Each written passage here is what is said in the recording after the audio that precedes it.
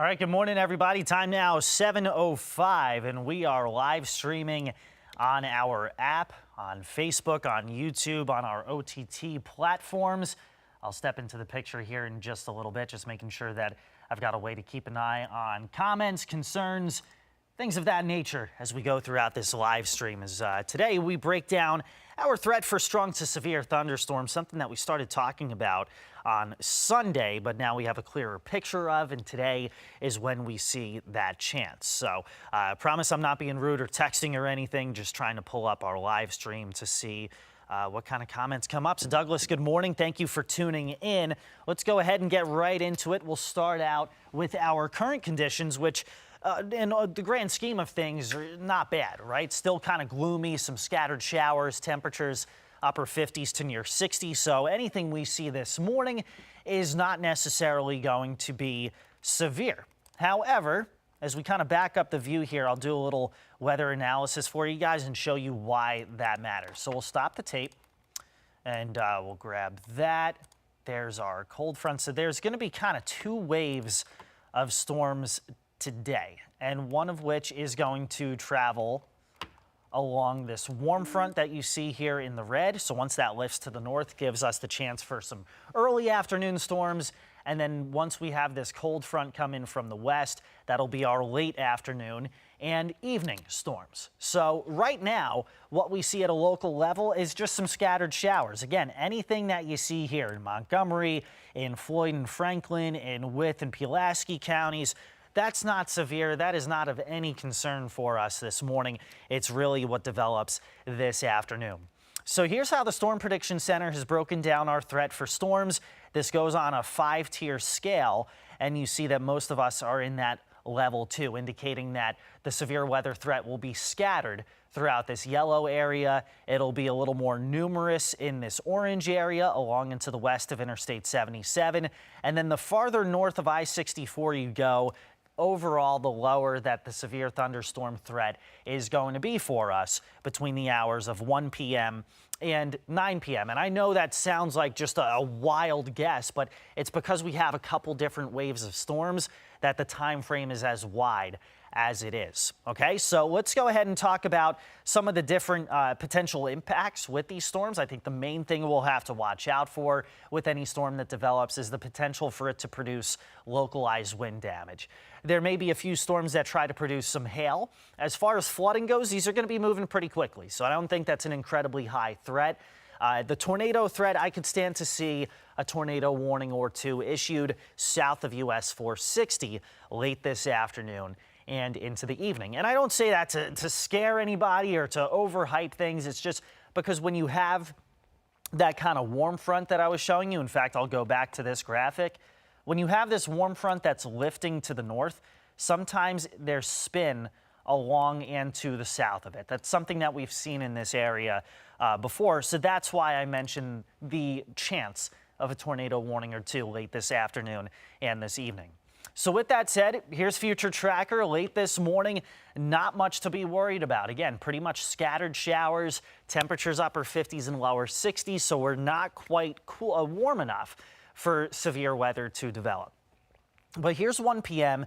and you see some storms starting to develop in our warmth of the afternoon, and especially as this warm front starts moving from south to north. So there's your first band of active weather, right? So from about 1 to 5 p.m., right along this warm front is where you get that chance for scattered severe thunderstorms. So that's band number 1 that we're going to be tracking, and there will be a break in the action in between band 1 and band 2.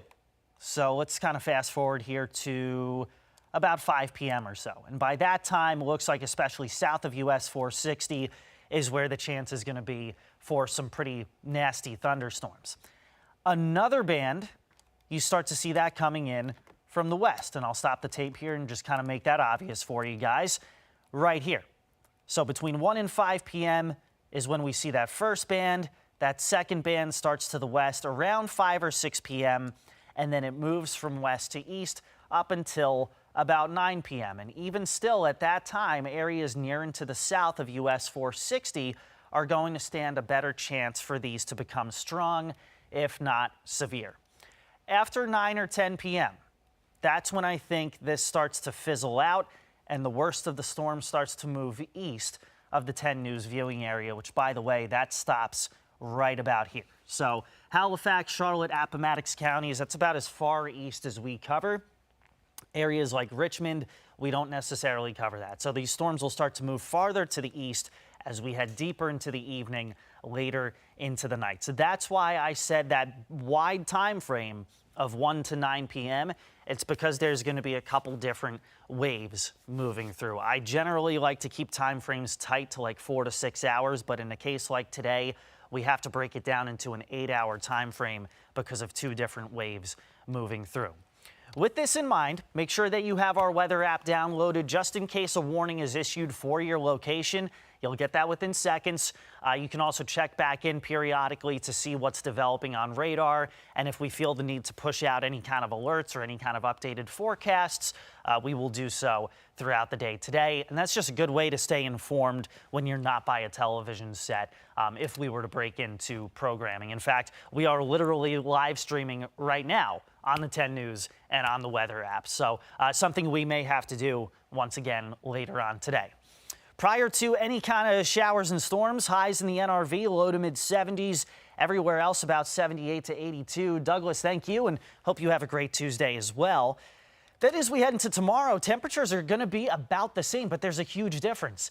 There's the lack of storms. There's the lack of humidity. Tomorrow is going to be a much better, much nicer day for us, with highs again in the mountains, low to mid 70s. Everywhere else about 77 to 81 degrees. Humidity levels dropping off a little bit throughout the day. Wednesday feeling a little more comfortable by Thursday. So the second half of the week is going to be much more pleasant than what we see out there at times today. So there you see the dry air through the second half of the week.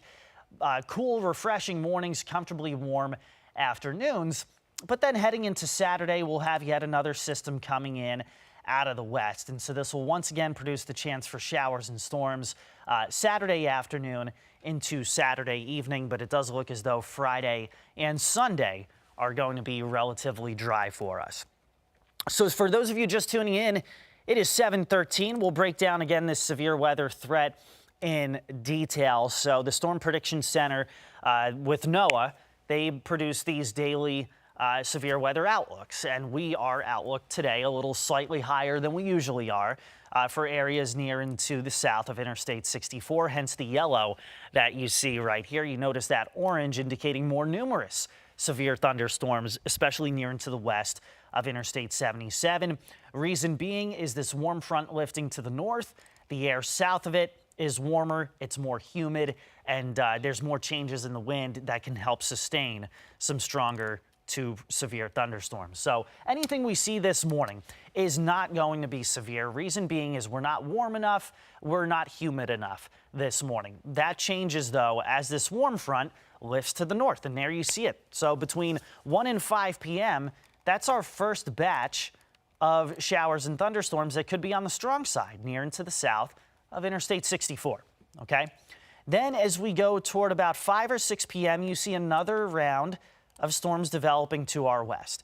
So there's 2 different bands, one of which kind of moves through 1 to 5, and then another moves through from about 6 to 9 p.m. There's that second band, and there you see it kind of follows the front, and areas south of US 460 late this afternoon into the evening are going to stand a decent chance of some pretty nasty thunderstorms. But after 9 p.m. or so, these storms move east of Halifax and Charlotte counties and out of our coverage area. So definitely stay weather aware throughout the day today, as you're doing right now. If you're watching on our 10 News and weather app, that's great. If you're on our Facebook page, YouTube, our OTT platforms, definitely be keeping an eye on those, because there may be another time or two that we have to do this sort of live appcast to cover these storms for you in an easier way. So the time now, 7:15. An update coming up on the Today Show at 7:26. Those will run every half hour throughout the Today Show. I'll look over some of the latest data and share that with you today at noon during 10 News at noon. And I hope to see you guys then. In the meantime, have a great rest of your Tuesday, and we'll talk to you soon. Take care now.